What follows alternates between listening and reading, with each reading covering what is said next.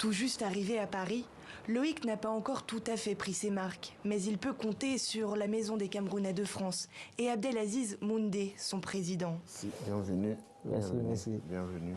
Ici, il trouve de la nourriture, des vêtements chauds et surtout un soutien juridique important pour son avenir. Mets-toi à l'aise. Moi, je suis en train de... Né au Cameroun, Loïc étudie en Ukraine depuis 1 mois seulement, lorsque du jour au lendemain, sa vie bascule. À tout juste 18 ans, il découvre la violence de la guerre. Le matin de jeudi, 24 février, on a suivi les bombardements dans chaque coin du pays. Ça va secourir le bâtiment. J'ai une famille à nourrir. Donc, du coup, je ne pouvais pas baisser les bras et c'est pas là-bas que je devais mourir. En taxi, en bus, en train, parfois même à pied, Loïc entame un long périple. La Pologne, l'Allemagne, puis la France, enfin, au bout d'une semaine. Elle me dit que je suis devenu un homme. Ça m'a beaucoup secoué, ça m'a boosté le cerveau.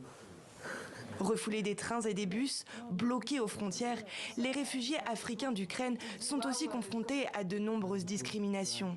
C'est ce qui a poussé Abdelaziz Moundé à lancer un réseau d'entraide. Vous êtes déjà en route pour l'Allemagne?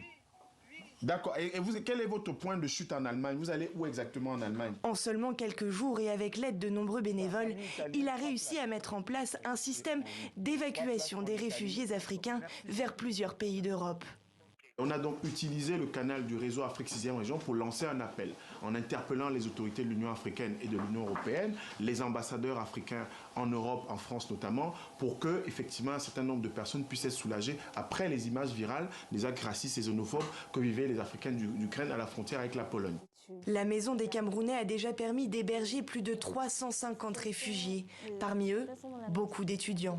Sandrine, par exemple, étudiait l'économie internationale à Kiev depuis 4 ans. D'étudiante prometteuse, elle est devenue réfugiée de guerre. Je vivais pas mal. J'étais bien dans mes dortoirs.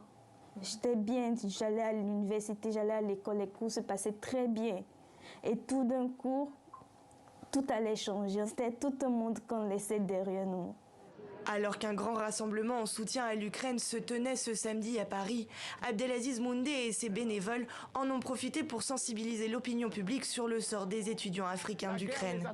Ils en appellent désormais à l'action des gouvernements africains et européens.